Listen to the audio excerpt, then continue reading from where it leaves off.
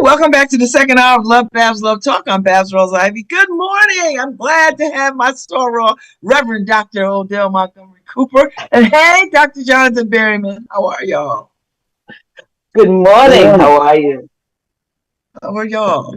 I love your energy in the morning. It is contagious. I am doing well. Thank you. Thank you. Thank you. Hey, Interruptions is 5 years old. Yes. Can you believe it? No, I cannot. It feels like you just started it. Can you believe you sitting in the lobby and them saying, you all go home, stop praying for her. She's not going to make it. And you saying, I'm not leaving because she's going to be fine.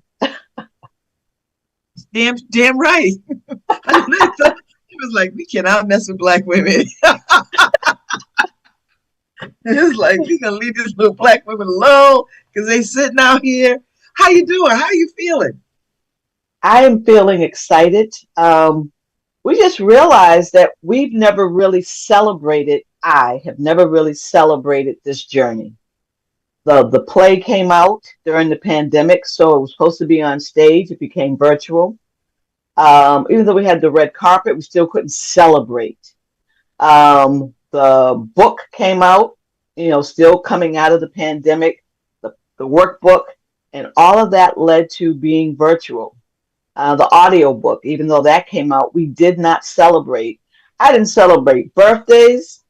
So we're celebrating birthdays from 5 years ago till now. When I graduated with my PhD, I had to go off to Rome, so I couldn't celebrate.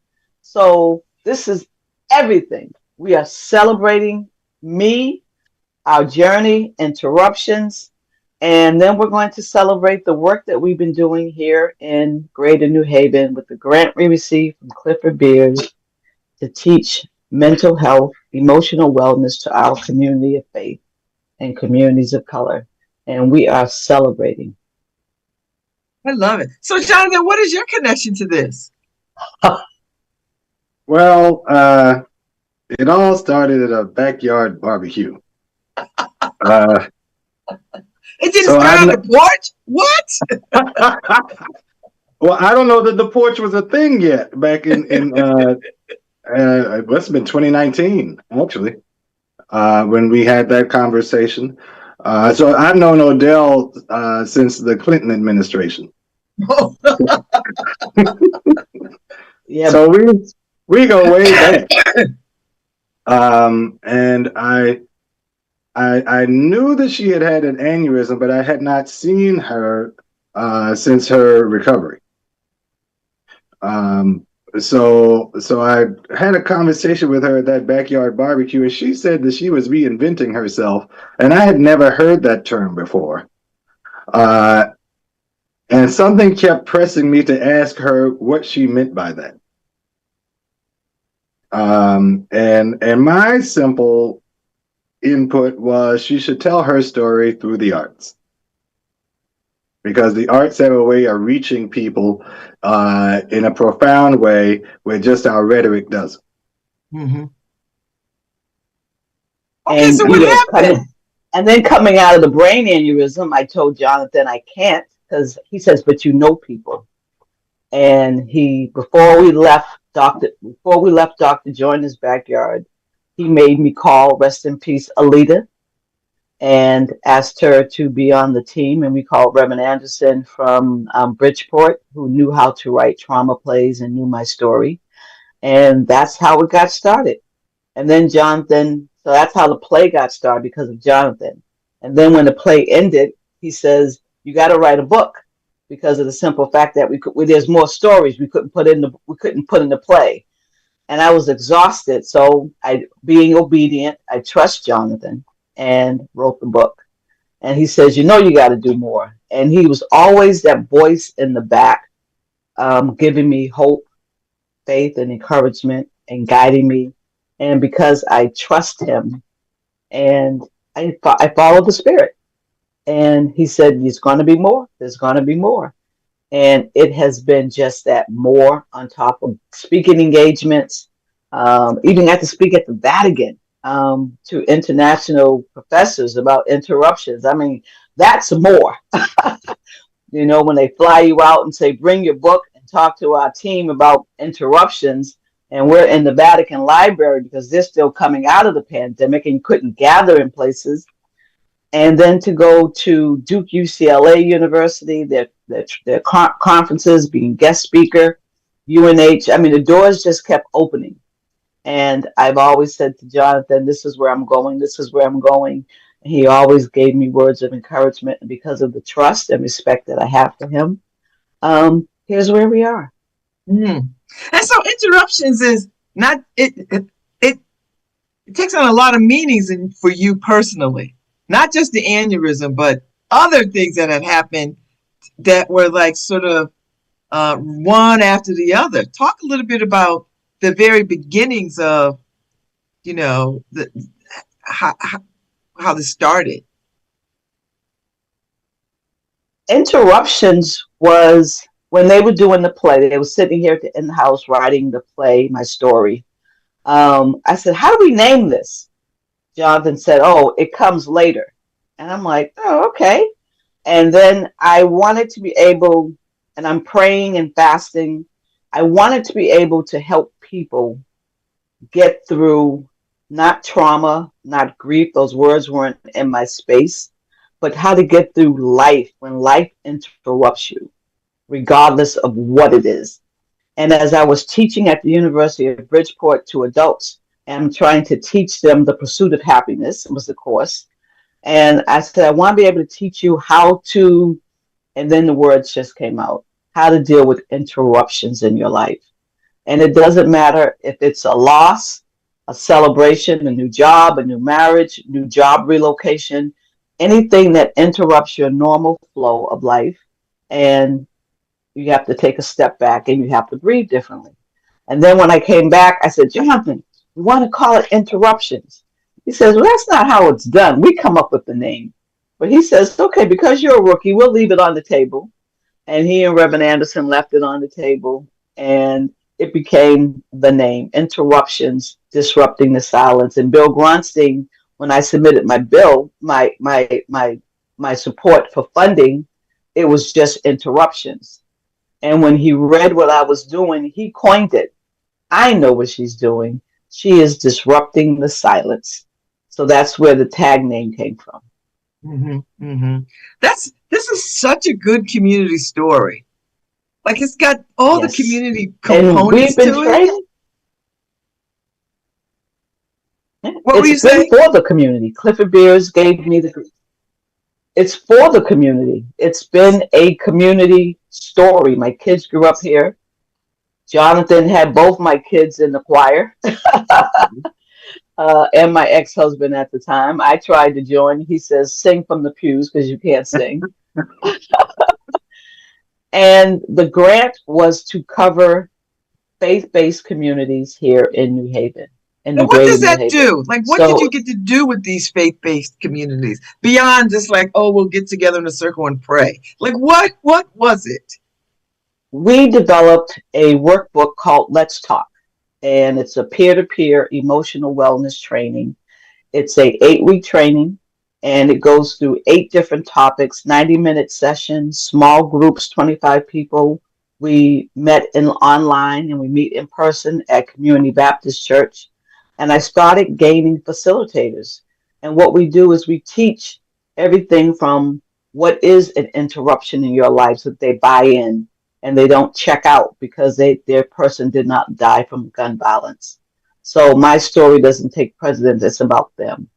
And the whole piece is where interruptions has been, and I have a tagline for this, interruptions has been redefining how communities talk about trauma and how to recover from it. And that's what we do. And I can tell you, I've texted Jonathan along the way. People are telling their doctors the truth and they're seeking professional help. and they're looking at the Bible not as a tool that hinders them, but as a way, as what it's meant for, to help them to catapult their healing, to find their own path towards healing. So it's about their individual path. So we're peer to peers, and we do this training, and that leads to the second book that I'm writing. These 14 churches, 14 plus congregations who came through the training, came back and gave me their story of healing and revelation and their paths. So the second book is coming out this year. It's called Letters to My Son. And I'm telling him what has happened since interruptions and how we've been pouring back into the community and helping faith communities to heal and not use their faith as a hindrance, but a tool for healing. Mm-hmm. So, Jonathan, tell me, what was it like to work on this play? I mean, you're a musician and you're a professor and you teach music and you're an educator. What was it like to work on this play of this sort?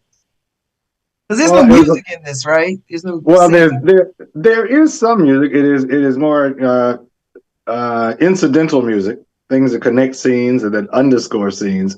Particularly once we knew that it was going to be virtual, there needed to be some, almost like watching a TV show, right? So you have music that underscores certain things to emphasize what's happening. And in this case, it is more sound, right? So there's music and then there's background noise and all kinds of things involved in that. But it was a wonderful collaborative creative process, right? So helping Odell to tell her story was part of, I guess, as I say, what God wanted me to do, right? So even in asking her, what does reinventing yourself really mean? That was you know how something gets in your spirit and you just have to communicate it. I had to ask that, right? And I could not leave that backyard picnic until I circled back to her and asked her that question and said to her what was in me to say. So it was nothing I was looking to do, but it turned out to be I believe that God orders steps, and this is one of those cases where God was ordering my steps to do what He told me to do, or what she told me to do, or what they told me to do, or however you envision what this great creation told me to do. So it was both. I think part of what made the process so great is we were talking about a subject that we really don't talk about. Yes. All right, a much needed subject. How do we recognize trauma when it happens to us, and then how dealing with the fact that suck it up and deal is not a valid solution.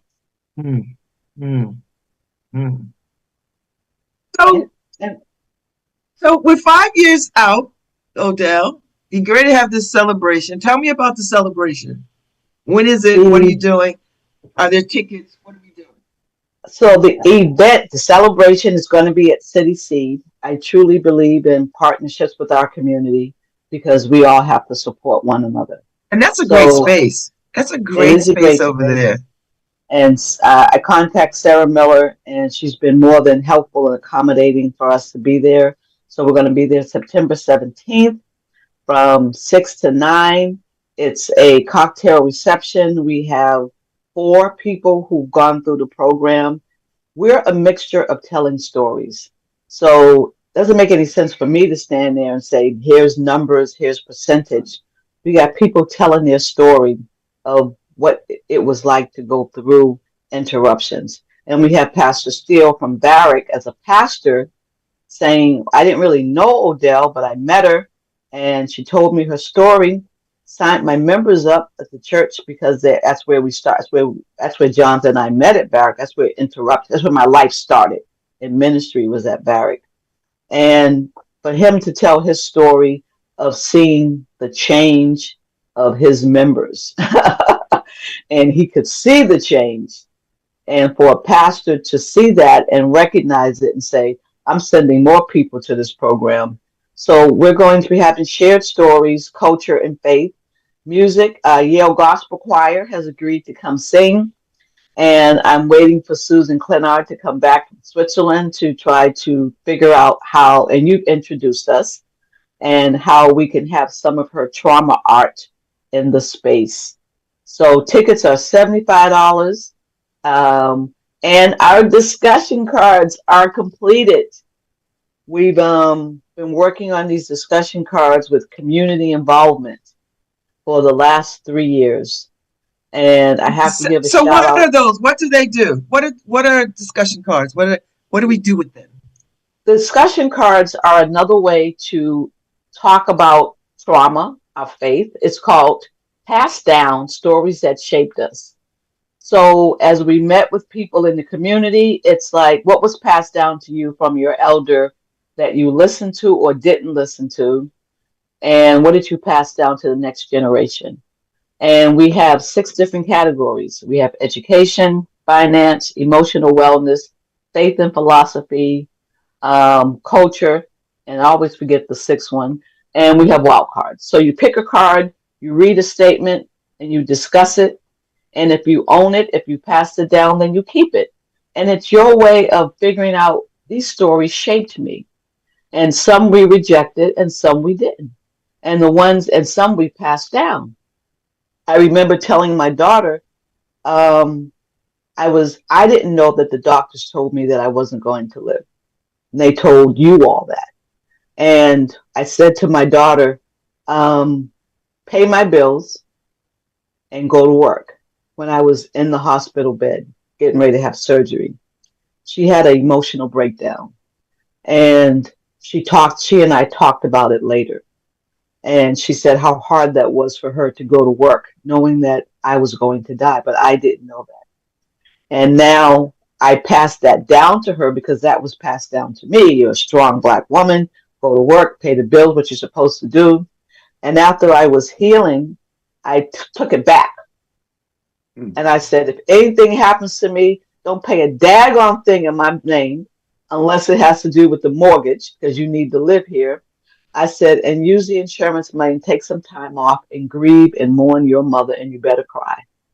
And that's not what we're taught, but that's what I've learned. And that's what we pass down. We pass down trauma through culture. We don't even understand it, and through faith. That's such a good point.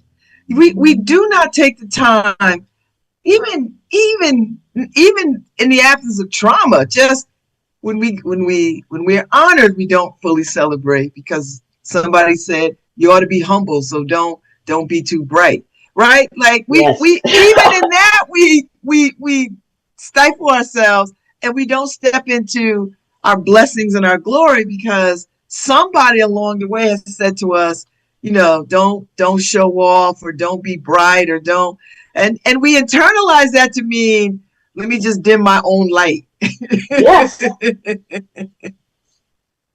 Gosh. So we'll have discussion cards at the event and we'll celebrate. We're going to party and celebrate the 5 years of interruptions that we have not been able to celebrate. And my birthdays, I didn't celebrate, graduations. The book, the play, Jonathan's voice, he's handling all the music. And it's going to be an evening of celebration and shared stories and fun. But we are going to talk about next steps. I was going to ask, is there opportunity for the play to come back now that we are quasi post-pandemic? Well, at least we are gathering in spaces again. Like, is there some conversation about actually putting on the play in a live space so that audiences can experience it? And I'm going to Jonathan for that one. We have not talked about it, but it is certainly as a matter of fact, the script is there, and we had to make some changes, to make it more of a screenplay, right? To make it fit. But the script is there, and it's always interesting, though it is. And Odell ended up playing the main character in the actual screenplay, which was not the original plan, right? So the short answer is we have not discussed it. The next step is to then talk about what that can look like. Because not just in our own community, but what would it mean to license it to other communities, to almost like Black Nativity, right? Here is the script, and licensing people the ability to perform it. Go ahead. And Babz, you're in the book. You're social media. And then when we had to do voiceovers, I had to come to you. You recorded your voice and we uploaded it. So you're in the book. You're in the second book too, by the way. And I'll take that back. In addition to that, we're starting a board. We just filed for our nonprofit status and was awarded. And we Congratulations. Thank you. So we have a board and we want people to know that we're here. And the nonprofit's mission is to continue to provide trauma-informed training to faith-based communities, because as you know, when something happens, the church is the first place that people go for prayer, for healing, for comfort. And some of our pastors are not equipped to handle trauma-informed information. So it's our job is to equip them, prepare them, train them, and to help educate their membership, their congregants, because they can't do it all. And so is it an ongoing sort of training, like, I'm Pastor so-and-so, I go through, do I get to come back and have a refresher or some additional whatever? Because, times change and new things arise and, we're in the works, and what does training look like? Unfortunately, as everyone knows, all the grants that we had originally applied for disappeared, and the partners that we were going to work with have closed their doors. So we have to think and be prayerful strategically, because this is not going to stop us. This is God's will, and we need it. We have to take care of one another, because the churches are not closing. The people are not closing. And we have to be able to help them to understand emotional wellness. What does that behavior, that language, how does stress show up in our body that impacts us and affects us? Anger, anxiety, and how to deal with it. So it's going to be ongoing. So I'm excited about the board members. Everybody I called, they said yes. So we're excited about moving forward. I'm so glad. So prior to your own, did you have some sense of trauma? I'm Black. I live in America. I didn't. It was never called trauma. It was never called trauma. So I had to learn that word. It was called suck it up. It was called, why are you still crying a year later after your son has been murdered? Where's your faith? Anger, anxiety. No one talked to me. That sounds so harsh. Oh my God, that just sounds so unbelievably uncaring. And I know people, when they say it, they don't mean it to be uncaring. You're right. But it's what came out. And we talk about it in the play. There's a phone calls that kept coming in of, how are you feeling today? And, why are you still crying? And I had to find another way to address that by saying, ask me another question, because I know you mean well, but ask me another question, because that question, I'm going to have to find some explicitives as the Reverend and respond to you. And I don't want to do that. So ask me another question. And that was my way of saying, I'm going to tell you the truth. I'm not doing well, because we don't talk about PTSD. It's, she's emotional. She's weak. Why is he crying? Why is he doing this? Why is she doing that? It's something that I had to learn. I was blessed to have Reverend Streets in my corner who helped me with language. And after the play was produced, Dr. Stephen Southwick, who rests in peace, who was the best PTSD doctor in the country, was at Yale School of Medicine. He saw the play and he called me and he emailed me and said that was the best portrayal of PTSD and recovery that I've seen in 90 minutes. He said, "How can I help you?"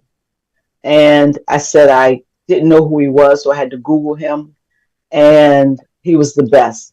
And he mentored me once a week in Zoom for a year, and he helped me to craft the language and to understand what it is that I was going through, to put words into peer-to-peer language.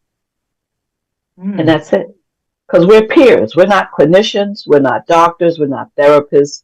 We speak your language. We are family members. We are the ones sitting in the pew. If you ever sat in a pew, if you ever sat at the end of somebody's bedside or across somebody at a kitchen table, this is for you.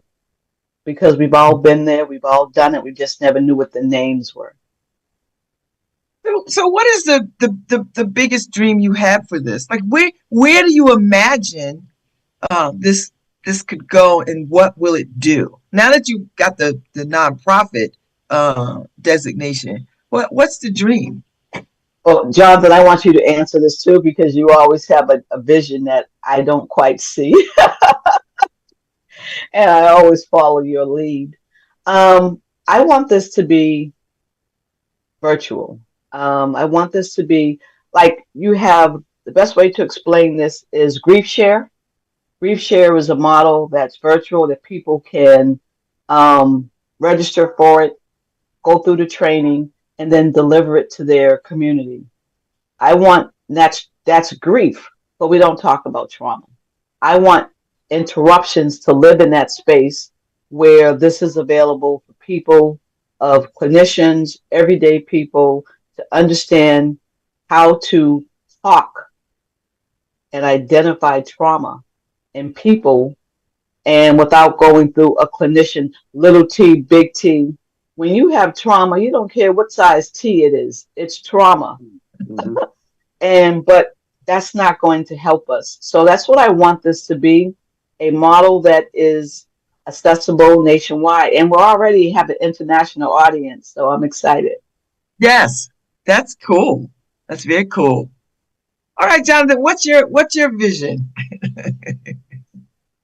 Well, it's still unfolding. I think about how Jesus came to reform Christianity, to reform Judaism, and ended up and by the time it was all said and done, we now have a whole nother religion, right? So this is, though we are all Black people on this screen, this is larger than the Black community. Right. So Odell and I had a conversation in 2019. We had no idea that the world would come to a stop in March of 2020. Right. Talk about trauma. Talk about a global trauma. Right. That people are still processing and trying to figure out what that shutdown will mean in the future. All right, we are still mourning people we're still finding out some people are dead. Let's be honest. Their things are still like what they did. Yes, they're gone. People who are not able to grieve family members, people who are not able to see family members. There's a lot of yes, there's both grief, but the trauma is how it's still impacting us. Mm-hmm. Now we are in 2025, dealing with a government that leaves a lot of us with uncertainty. It just does. That's just what it's doing. Yeah. We don't know whether the economy is getting better, whether it's getting worse. Some of us don't know whether we're going to have jobs. Grant money is gone. Endowments are being challenged. We are dealing with we had the pandemic as trauma. Now we're looking at trauma within our own nation as things shift so rapidly. Right. So where would it seems to me that there is a large audience out there beyond New Haven, beyond our local churches, that need to start adopting what Interruptions is offering. Because oftentimes we are not taught how to manage these things that are causing us anxiety before they cause us illness. We don't even know how to talk about it. And what I love about what Odell has done is she's giving us some tools, not only to recognize that our frustration is greater than frustration, it's actually a trauma level, and how to recognize it in ourselves, how to recognize it in others, and how to provide space around talking about it. So what do I see? Yes, the play needs to be licensed so it can be presented in other communities. I'd love to see how Chicago does this. How would Miami do this? How would the Spanish community do it? Right? How would people in Maine do it? Because trauma happens all over. So I'm curious about that. The cards that have come out giving people talking points, I can certainly see having global appeal. Okay. All right. And the discussion cards are for two categories, and you'll laugh when I say this to you. I didn't want to do adult and young adult because how do you define those ages? So one group is called grown folk discussion. So, and then the other one is called grown enough to know. And that's for the younger generation, 16 and up. Because of social media, our young people are more exposed to information than we were when we were 16. So it's called grown enough to know.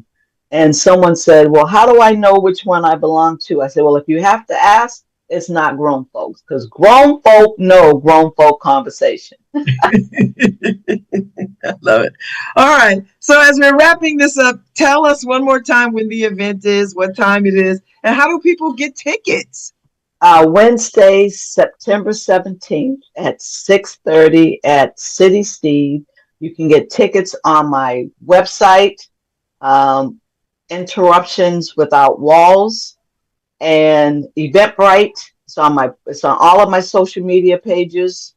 It's out there. So it's through Eventbrite, and I just send out another shoot. You can email me at info@interruptions. Interruptions. What is it? Email. Yeah, I'll put it in the chat. I forgot what my daggone email address is. Without Walls.